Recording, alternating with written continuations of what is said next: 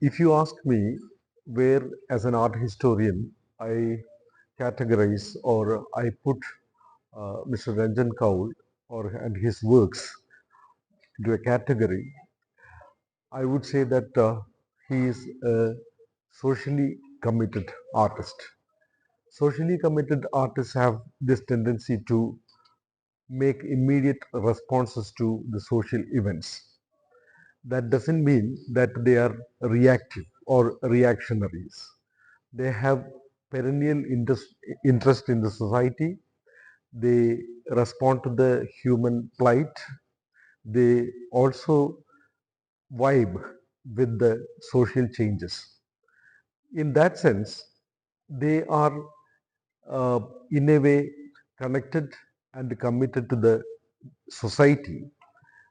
Most of the modern artists, contemporary artists, do not make any direct comments on the social incidents, not just because that they are afraid of the state or police or something like that, but because they pursue a different language, a different concern, and they mostly identify themselves with the artists beyond boundaries, or they consider themselves as universal artists or global artists. But there are always regional variants, national variants, where artists keep responding to the society. They cannot snatch themselves away from the developments happening in the society where they live in. And such works always are very potent, volatile, also make the artists the viewers go beyond the aesthetical considerations or aesthetical responses, but to the particular incidents that the artist try to portray or comment upon. Another important thing, Ranjan Kaul also connects as a self-taught artist, connects himself with a particular language, art language, which we could call as expressionist. Expressionism comes to those artists who are not really thinking about the aesthetical value. For example, if you look at the works of Francis Newton Sousa, or in the West, Francis Bacon, or even our M.F. Hussain, we can see that they are not too much about their aesthetics. Aesthetics develops as a part of their career, part of their course, and that becomes their hallmark works. Today, if you have a cursor, even a cursory look at the works of Ranjan Kaul, you could say that over a period of time, he has developed a particular language, and you could discern his works from other artists who are actually, educated in Shantiniketan or Baroda or Delhi or in any major art institutes. And another thing, there is one important thing which I have noticed while observing his works, that he is an artist who compiles or combines uh, fables and allegory. Maybe this is an artistic ploy. Even in 19th century, in 20th century, whenever there is a political cloud, you could see that artists, resorting to this kind of techniques and the ploys, where they could hoodwink, they could camouflage the real issues or the pointed critical issues into another garb, especially in the fables where animals and birds behave like a human beings. That is a fundamental definition of allegory and the fables. And the biggest allegory, or the most important allegory, as you know, that 20th century allegory is Animal Farm by George Orwell. And as a person who is very much connected to literature and literary field, as he has worked as an editor for a long time, he is very much aware of the potency and the capacity of the allegories and the fables to kind of comment upon the social incidents. So in this walkthrough, I am trying to kind of point out such kind of issues where Ranjan Kaur has actually responded to well emotionally and also intellectually, using very strong you can say that a sort of interventionist expressionist language. So in every work, artists have these binaries. very subtle binaries. You can see this as the major act. That this title is the conqueror with the immunity. The title says it all. He is a conqueror, and she is the victim. And now he is with the immunity, means that maybe after doing this atrocity against a woman, he gets away with that. He cannot. He may not be punished.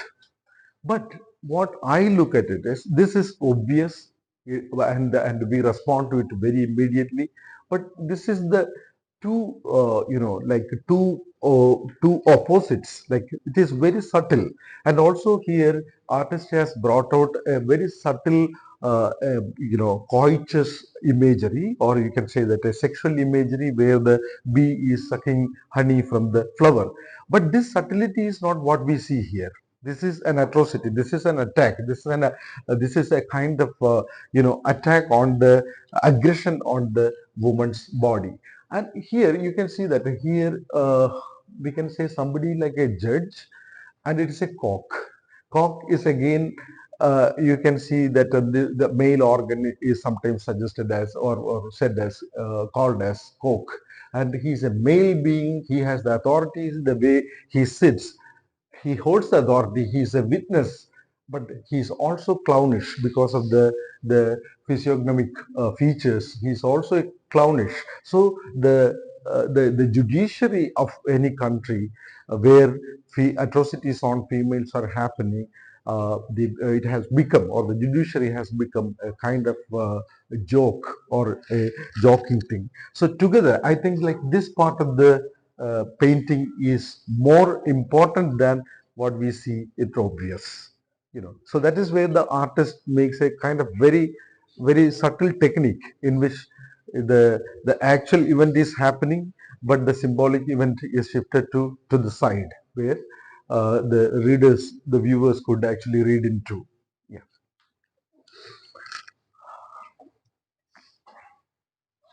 Deal of the day, because we are living in a time where everything is a deal. If you open any website or any site, you have the deals. You can buy furniture, you can buy anything.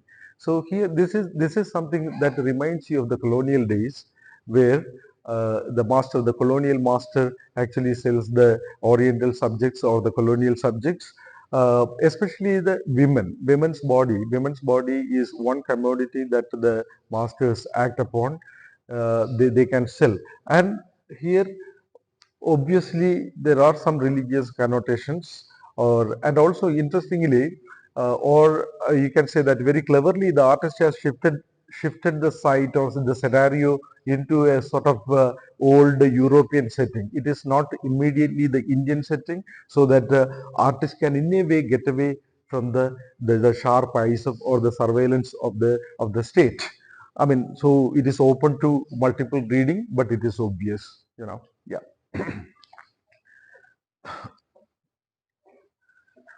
Every night, ladies in waitings. Here, Ranjan Kaul's interest in Indian modern art also comes. Maybe like when we see the apparent imagery doesn't make much connection to the Indian modern art or something. But I just want to remind you of Amrita Shergill, the the afternoon time ladies take siesta, or the ladies toilet. There is one particular, the bride's toilet by Amrita Shergill.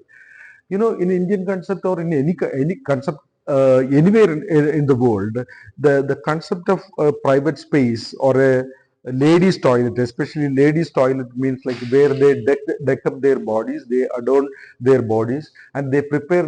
Then when you call it bride's toilet, that is where one woman or young woman gets decked up for her marriage, and she has a lot of dreams. But here, when you see, every night you come across some kind of a scene like the bride's toilet. But here the brides are like Nagara Kanya. Nagara Kanya means that Kanyaga belongs to all the society, or the city. They are the sex workers. In today's parlance, they are the sex workers, and they are there. They are waiting for their customers.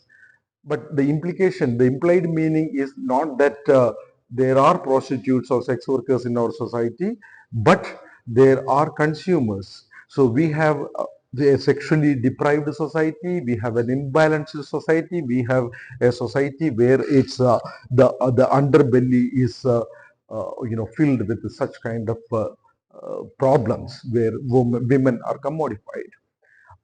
And as an artist, Ranjan Kaul, I believe that he has a lot of sympathy for the subaltern people, those people who are actually pushed out of the mainstream discourse. For example, like Dalit people, women. See, in a war situation, we always say that the victims are always women, children, and old people, and people with disabilities. So similarly, even if a woman comes from an upper caste or an upper class thing, but she is deprived of so many rights in different levels. And when it comes to a sex worker, she is much pushed away from the mainstream society, and the artists show a lot of sympathy towards them. Ladies in waiting. So this is something you can say that like it is very oriental. It is sort of what you call uh, objectifying the women in such a way, but he is depicting, the artist is depicting a reality. The important thing, I was looking at the eyes of these women, their gazes are averted, they are not looking back at the viewer, especially if you look at the certain portraits, classical portraits by Ravi Verma or people like that, or of that school. You can see that the eyes are always looking back at the viewer. Here, their gazes are averted. They are not looking back at the viewer with the defiance. On the contrary, they are actually looking vacantly into the future, into the space, not really knowing that where time is going to take them, because time is not going to take them anywhere. Once condemned to live in a ghetto or in a brothel like this, they are destined to live and die there. That's an unfortunate situation. Perhaps artist is more concerned about that fact, and he would like to underline that thing. Okay, now I will go a little faster. Coke and mocktail. We all know that we are all hypocrites. In our lives, we are hypocrites. We have double standards. We do double speak. We say at times we say slavery is freedom, as George Orwell had said, and we say we have this double take. I always like whenever I talk about this kind of the disparity in the society. I talk about the people who are sitting in Starbucks or cafe coffee day in the glass walls, and talking about the poverty that you see outside, inside the cool, inside the by sipping at the expensive coffee. Then you talk about the deprivation of people. So here on the day, during the daytime, they are concerned about the social problems, social ills, but at night they are partying. And when they party, they become different kinds of animal. Their internal selfhood actually manifests in such a way that they become a kind of ensemble of animals, like an animal kingdom of George Orwell. Okay, so I'm going a bit fast. Definitely, this is a very obvious theme you can make out. This is a barber shop, a saloon, and what we call a kind of beauty parlor. Men and women are getting into shape, because the society has reduced initially the women's body into a commodity. There are expectations by the society, or the capitalist society, or the capitalist mode, thinking mode, where women are supposed to be in a certain way, live in a certain way, dress up in a certain way, or appear themselves or present themselves in a certain way. So they are always concerned about their shapes, the shape of the eyebrow, etc., etc. But you can also see the appearance of men in the parlors, in the saloons. And if you look at, especially in Delhi scenario, if you look at the marriage market, you can see both men and women are getting hugely commodified. Commodification is one way of getting the human body or human being as object. You become a kind of object which could be consumed. And when you become an object, you are always at the mercy of those people who control the objecthood of your own objecthood. You have to respond according to the demands of the authorities, of the people who people who have control the desire quotient of the society, and which Ranjan Kaul actually gives maybe a satirical take on what exactly is happening in our world. Okay.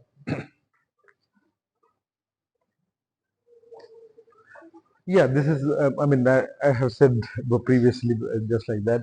This is one important work which I would like to talk about. Fruits of Being. We know, we know this, the famous title, being and becoming, the concept of being and the becoming. Being, it is a state, and the becoming is a constant way of evolving. As a society, perhaps we are not still in the being self, we are in a becoming self, especially in the Indian society. Last year we witnessed two huge atrocities in our country. We take a lot of pride. As I said earlier, Ranjan Kaul takes a lot of, or he feels, or he shows a lot of sympathy and empathy with the people who are pushed to the margins, subaltern people, marginalized people. So here, two incidents. Perhaps it is very much fresh in your memory, like this incident of an upper caste man urinating on a Dalit man, and another, a teacher asking a Hindu boy to slap a Muslim boy. And also what is important here is that the act of that atrocity is emphasized the way Giacomo Bella, a futurist artist who uh, painted a particular painting which is called The Dog on the Leash. The dog walks and the leash moves. How do you actually paint that particular moment? In a video, you can show that it is moving by using slow motion or any other way of moving techniques. But Giacomo Bella actually emphasized the move using certain brush strokes. Similarly, you can see that the various movements, the kind of movement of hand in the space to slap that boy, and he already got slapped several times, so his face has become blue. So that movement is the social movement. Maybe this is the space where you find that how one class acts against the other, or one caste acts against the other, or this is the movement that constantly do the othering process, like that creates the other so that we can be happy. Our subjecthood becomes satisfied when we create the other. So that particular othering process is expressed by Ranjan Kaul in this particular work. Yeah. Now we will just go. Yeah, these are all. I think I need not talk about it. You know it.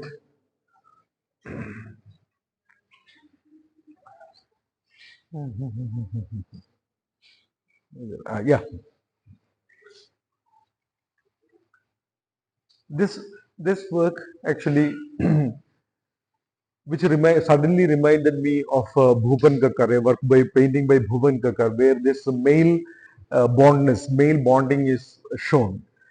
Here, two males, they are pretty old, they are sharing fake news, and there is all fake news. You can have every fake news, because in our society today we have news and the fake news, and slowly we have reached in such a space or such a place where we can't discern between or make differentiation between original news or the true news and the fake news. So when I was going through the issue of the Hindu boys slapping the Muslim boy in a classroom in Uttar Pradesh last year, I found one major newspaper. You can see it if you Google it. You can see one major newspaper reporting it as a Muslim boy slapping the Hindu boy. So that means the narrative is actually twisted, actually reversed. So our society is like that. If we trust previously in older days when there was only print media, we look at truth as a printed word. If it is printed in the newspaper, we consider it as truth. Today, we say that if it is in the Google, it is truth. But what about if Google tells us the wrong thing or the false thing? Or if there are engines, social engines that deliberately create fake news for us, then what could be our relationship with reality vis-a-vis the comprehension of truth? So here the scenario has become, so here we have the breaking news. I mean, this is that the daily staple that we have always the breaking news. Some cricket is going on, but we don't know what news is being broken. We don't know what exactly is going to come. And these people, especially the male figures, you can see that they are sharing the maximum fake news, not the female folk, because they don't get to, perhaps for many reasons, they are also consumers of fake news, but perhaps these are males who are matured enough to understand this is fake news, but still they have become avid consumers of this kind of fake news, which actually sustain them in certain sense. They are happy to have that kind of consumption on a day-to-day basis. So this is also an interesting work. All the works are interesting, but yeah. Uh, yeah, this series I want to talk about this. Okay. uh, these works you can see is a generally tied the first love in disrupted or then disrupted itself. The voice. So when the apparent meaning of all these images, like uh, because I have been talking about the political implications, the the state intervention in the private life, you immediately see that love interrupted or disrupted. Maybe lovers cannot sit in the parks anymore. They are always intruded upon. There are issues like that. But actually, those are not simply the things. It is not just the police or the hooligans coming and attacking the lovers, especially during the Valentine's Day or something like that. It is not just that. Love in disrupted means it has different layers. Maybe because the caste difference, maybe because of the education background difference in the educational background, maybe because of disabilities. So many things your love could get disrupted. It is not just the space where they occupy, but also the idea of being in a space or holding a position in the society, the status, that also could cause the disruption of love. And here simply disrupted, you can see that all these things, they are all vacantly looking. They are all in a particular mood, particular zone. um, you don't really know that why they are like that, but there are reasons. Maybe last 2 years, during the pandemic years, people were forced to go inside their homes. They were confined to their homes. They were removed from the social spaces. They were deprived of the touch. They were deprived of the visuals of their dear and near ones. Somebody asked us to be stay where to stay wherever we were at that time. So we couldn't move. And holding ourselves in one place means we are disrupted in such a way that certain continuities that help us to be live human beings, emotional and intellectual human beings, that is disrupted. And that could be emblematically presented by the vacancy. If you look at the vacancy in their eyes, you could see that that disruption is not just about disruption of their personal thing, but it's a whole social phenomenon. Everything is disrupted, and they are left alone.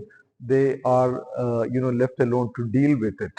So that is this particular series. And as I mentioned earlier, Ranjan Kaul, as he's a self-taught artist, he tries various ways of using paintings. You can see that the way he has used the brush strokes, sometimes it is very bold, sometimes it is very light.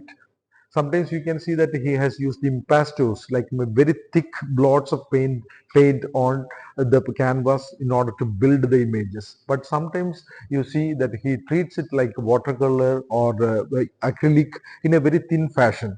Or sometimes you feel that these are drawings created by or using colors. So these various techniques that because he is a self-taught artist, he has a lot of freedom. He doesn't need to kind of look into the grammar of making it a kind of a spatially compact work. So you can see that flourishing of the artist, maybe that is art. Like if you go by grammar of the art, you become classical artist, and the classical artist has a class and caste and social structures, hierarchical. So here an artist who, when he is self-taught, nothing. I mean, I think like the sky is the limit, so he can break through all the social layers and the aesthetical layers as well. Okay.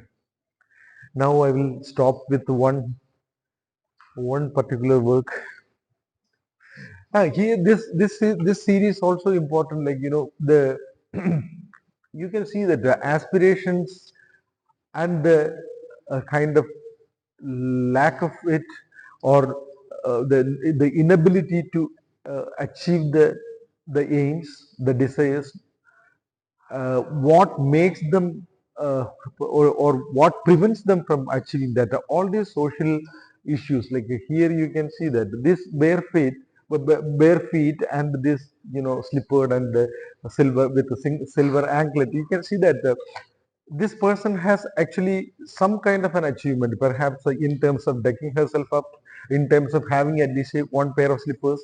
During the farmers strike, we have seen those chapels without soles and the things like that.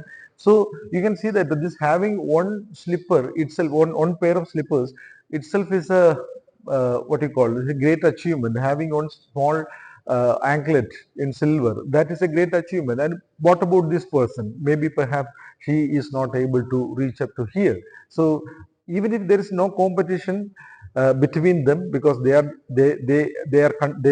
condemned by the social circumstances where they live in, but still this person maybe may have achieved something, it says. And here this painterly surface is divided into two pieces, the two disproportionate pieces. Here you can see all the classical elements where one could have a horse ride, and this person is sitting with a Constitution of India, and this court may be representing Dr. B.R. Ambedkar. You have the symbol of peace, but he is in a very interesting position. And the actual people who are supposed to get benefited by the Constitution of India are still in our shit pits, still cleaning these pits. Maybe like this connection, he is also there. You know, don't misread it as a kind of lampooning on Dr. B.R. Ambedkar or people like that, but this is the reality where what they have achieved or what they have presented and what we haven't helped to achieve is this, the social reality, because after so many years of independence, we still are in this kind of dungeons where human beings are forced to go into clean the sewages and all, where we say that we are moving much ahead in robotics and stuff like that. Yeah. With this one work, I will finish. of holes and the elephant in the room. Suddenly you may not see, actually, as the title says, you may not see an elephant all of a sudden, because these holes are more important. And I was kind of reading of or even on a Francis Bacon 15th century philosopher style, like you can say, on holes, but here of holes. And I know, you see, I have earlier told you that Ranjan Kaul speaks for, or speaks about the subaltern people, marginalized people, Dalit people, women. People are socially disadvantaged and things like that. Here you can see these holes are the holes where human beings are lowering themselves. Here you can see that they are not lowered, but they are lowering themselves to actually clean the space, the sewerages and the gutters. And you can see that the person who is going inside is a faceless man, and who comes out is a skull, is with a skull. That means, like, death is implied. Their very state of being itself is connected to death. And this is something, taking the feces by using hand, using a broom. So this shows, perhaps somebody will say that this shows the condition of the pariahs, the Dalit people in our country. And we may say that, like, we have eradicated all these problems because of our the advancement in the society. But still, even in Delhi, sometimes you can see this kind of thing. But more importantly, the title shows there is an elephant in the room. There is an elephant. Most of the times, this phrase generally says that the elephant in the room means, like, there is a large looming problem in the amidst our society, in our midst. But somehow we know that it is there, but we overlook it. You know, if there is a black man, actually, especially in the black history, the Afro-American history, they say that the black issue is always an elephant in the room. So elephant in the room, in the sense. So these problems are very much in our society, but somehow we overlook. We behave as if nothing of this sort. It is almost like we dissociate from our own excrements. We uh, di- uh, you know we dissociate ourselves from the bodily discharges the moment it is, or even we dissociate from the same plates from where we finish our food. The moment we finish our food, the plate becomes waste, or we don't want to associate with it. So that means, like, these people, like us, they are also human beings, but somehow they are dealing with the things that we have already dissociated with. So the elephant is very much in our midst. We are the elephants, but somehow we don't talk about ourselves, our cruelties, the disparities in which we flourish. So, as an artist, Ranjan Kaul has this perennial empathy with these people, and he keeps painting about them. Maybe in these days, especially during the politically tender days, you can say that we are going through a particular time in the history. Ranjan Kaul also could have painted sunflowers, lotuses, beautiful landscapes, and he has good hold on color. He could have created anything beautiful so that people could actually pick up. He has painted some beautiful flowers there, but I think, like, that the trampling of the flower and that removal of flowers from that bouquet, that itself shows a bit of what you call negative thinking, negative feeling. It is not about like pessimism, but some kind of things are falling apart. What we talk about, things are falling apart. The center doesn't hold, like the way the poets have talked about. We are living in exactly a century back. T.S. Eliot said that we have become a heap of broken images. But even in that broken state, Ranjan Kaul is trying to pick up pieces from the rebels and try to put them together. Perhaps he hopes that this act of intervention, or this interventionist aesthetical intervention, may help to alleviate issues, problems in a small little way. But even if there is no hope like that, citing, flagging out the issues is more important. Artists, when they are actually moving away from or turning their faces away from the issues like this, the way the German expressions had done in the last century, they were bold enough to do it. They were bold enough to face the ire of the state, the totalitarian and the draconian states. But in today's world, our artists, perhaps in our country, people are not, artists are not that daring. But it gives us hope that artists like Ranjan Kaul and some definitely, I'm not talking against all artists. There are some artists like Ranjan Kaul who still believe that there is hope, there is light at the other end of the tunnel, and keep citing the issues, keep flagging out the issues is most vital in keeping the discourse, visual discourse on. It helps us to think, dream, and feel empathetic and sympathetic towards the people who are marginalized by none other than ourselves.